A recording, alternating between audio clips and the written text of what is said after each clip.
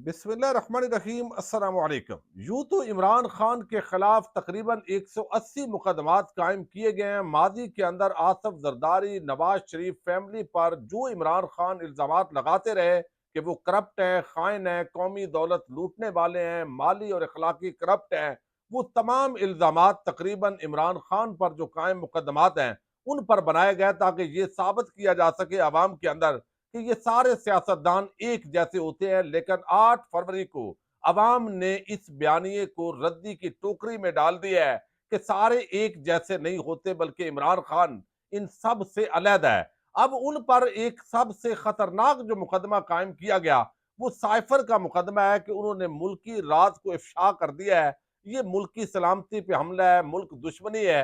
इस पर अगरचे जो जज साहबान थे वो बड़ी जल्दी में थे, उन्होंने सजा तो सुनाई शाह महमूद कुरैशी और इमरान खान को, लेकिन अब इस्लामाबाद हाई कोर्ट के अंदर चूंकि अपील शुरू हो चुकी है, तो आज जो अपील के अंदर समात हुई है और जो जजेस ने सवालात उठाए हैं, सलमान सफदर एडवोकेट ने जो दलाइल दिए हैं और सरकारी जो प्रोसिक्यूटर जिस तरह ढेर हुए हैं, तो ये साइफर मुकदमा लगता है उड़ने जा रहा है और अगले 24 घंटे इस हवाले से इंतहाई अहमियत के अमल है। तफसील मैं आपके सामने रखूंगा, एक एक लाइन और लफ्ज अगर आप तवज्जो से सुनेंगे तो आज की जो कार्रवाई है ये समझने के लिए काफी है कि वो इमरान खान जिसको इस पर क्रेडिट देना चाहिए था, जिसको अप्रिशिएट करना चाहिए था कि उसने बताया कि क्या बैरूनी तौर पर मुदाखलत हुई है, किस तरह प्लानिंग हुई है, बजाय इसके कि उसको इस पर अप्रिशिएट किया जाता और वो किरदार जिनकी निशानदेही की इमरान खान ने इस साइफर को अवाम में लाकर और इसके कंटेंट जो है वो अपना मफहूम बयान करके, तो उनमें से एक को भी, वो जनरल बाजवा हूं या कोई और हूं, उनको ना सिर्फ गिरफ्तार नहीं किया गया बल्कि तफ्तीश के अंदर शामिल भी नहीं किया गया। तो ये भी उसी तरह कूड़ेदान के अंदर जाने वाला एक बदैर मुकदमा है जिस तरह बाकी आपको दिखाई दे रहे हैं। तो ये मैं आपको इल्म है कि एक मरतबा साइफर के अंदर पहले फर्द जुर्म आयद हुई, फिर इस्लामाबाद हाई कोर्ट के अंदर अपील गई कि ये जो है वो नाजायज हुआ है, तो फिर दोबारा गई और ये सारी तफसीलात आज उन्होंने बयान की है। तो ये आज की जो समात है वो आपके सामने मैं रखता हूं ताकि अंदाजा हो कि शाह महमूद कुरैशी और इमरान खान इस मुकदमे से जल्द बरी होने जा रहे हैं। और इसका कोई अगर जज आमर फारूक जैसा जो इसको बायस जज समझा जाता है, जो तहरीक इंसाफ और इमरान खान के खिलाफ जानबूझकर समझा जाता है कि वो फैसले सुनाते हैं, उनके पास भी बगैर इसका कोई दारू दवा नजर नहीं आ रही। या आगे जाकर वो बदल भी सकते हैं, वो अलहदा मामला है।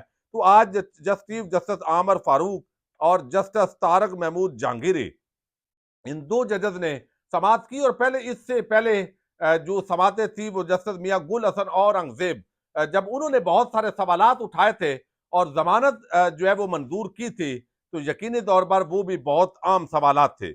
आज इमरान खान की बहन अलीमा खान इस्लामाबाद हाईकोर्ट में मौजूद थी।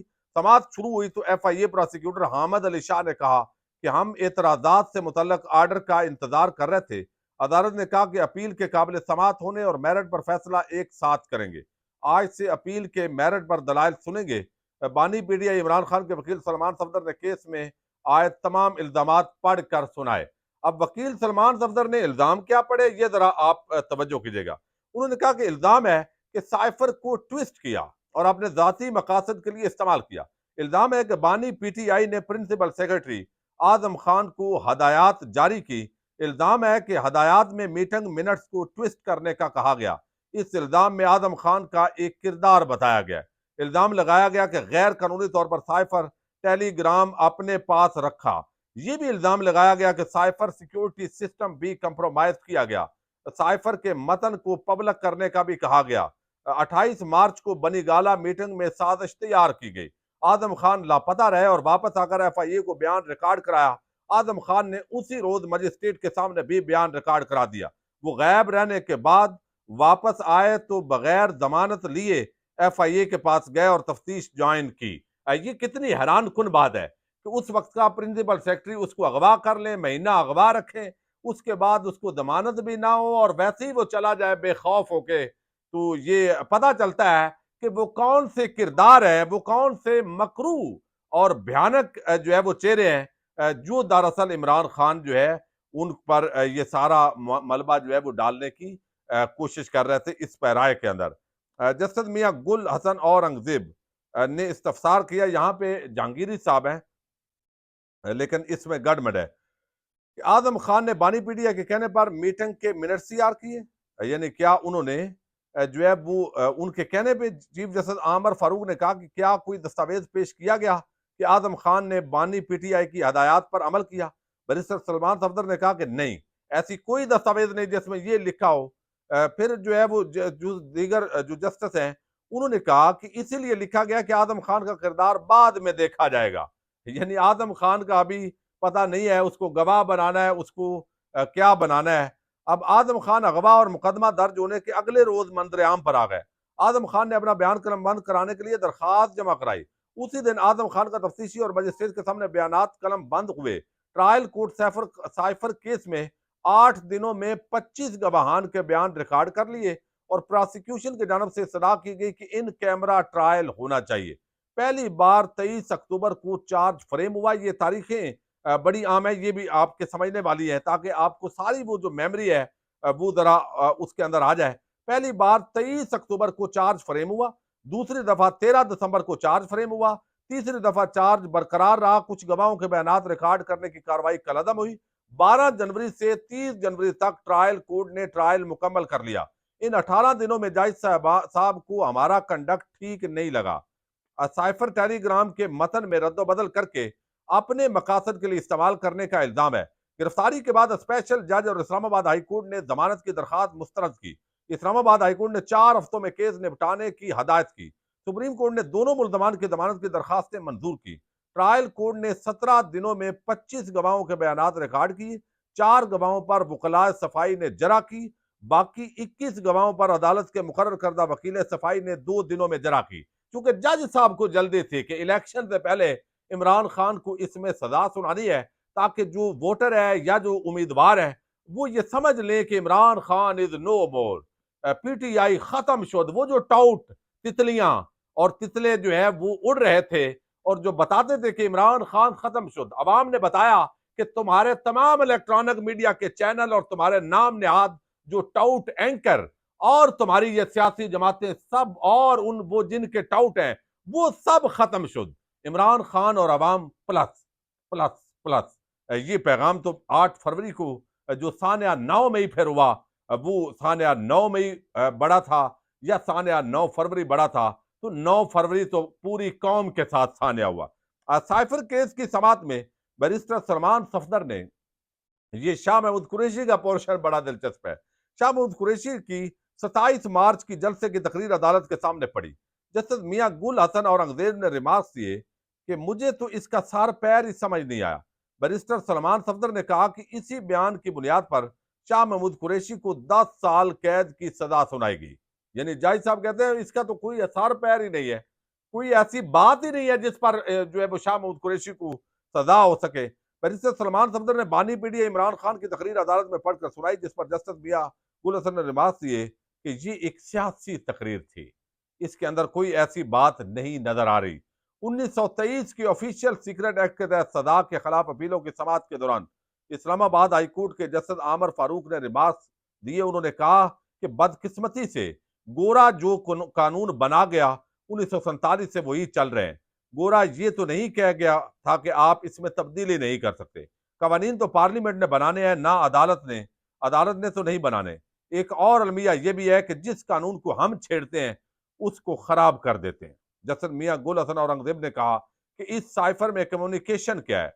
वाशिंगटन से एक शख्स ने एक चीज भेजी, वो क्या है? उस शख्स ने बताया तो होगा ना कि क्या चीज भारत के हाथ लग गई तो सिक्योरिटी सिस्टम मुतासर होगा। क्या साइफर ट्रायल कोर्ट के जज को दिखाया गया? वकील साहब ने कहा ट्रायल कोर्ट के जज को भी नहीं दिखाया गया।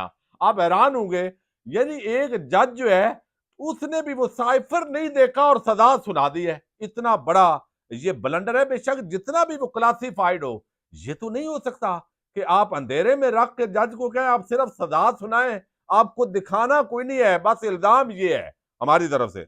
जस्टिस मियां गुल हसन के बाद चीफ जस्टिस आमर फारूक ने भी आम सवालात उठाए। आमर फारूक ने प्रोसिक्यूटर से इस्तफसार किया कि कम अज कम ये तो बता दें कि साइफर में कम्युनिकेशन थी क्या? स्पेशल प्रोसिक्यूटर हामिद अली शाह ने कहा जो साइफर भेजा गया वो क्लासिफाइड था।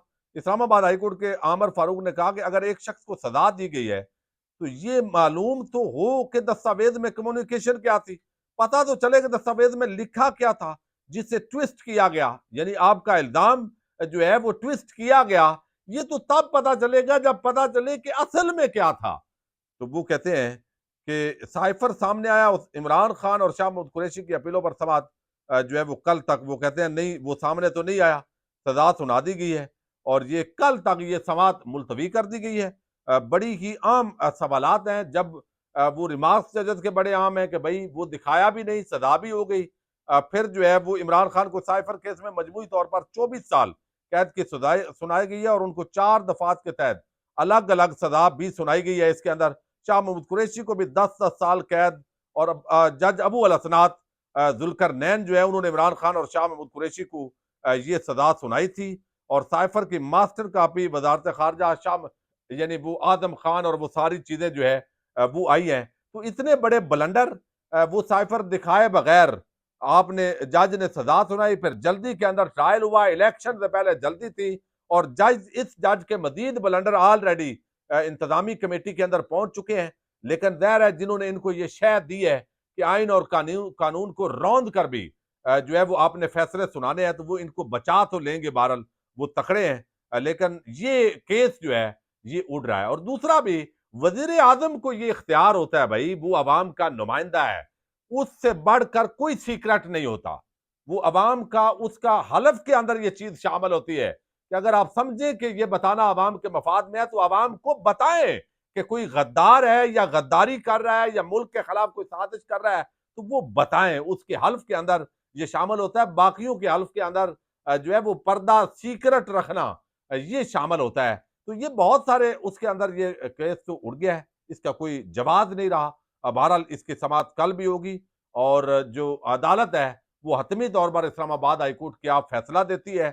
इस वक्त तक तो जो प्रोसिक्यूटर हैं वो सलमान सफदर जो इमरान खान के वकील हैं और शाह महमूद कुरैशी के उसके सामने ढेर हुए हैं। कोई ऐसी वो बात नहीं कर सके जिसको वजनी करार दिया जा सके। अल्लाह अल हक है, बिल आकर ये तमाम बोगस मुकदमात अपनी मौत आप मरने हैं। और असल साजिशी किरदार वो कौन है जो इस पूरे पाकिस्तान को अदम इस्तेहकाम का शिकार कर रहे हैं, वो भी आने वाले वक्त के अंदर जो है वो मुमकिन तौर पर सामने आएंगे। इजाजत दीजिएगा। पाकिस्तान जिंदाबाद, पाक फौज पाइंदाबाद।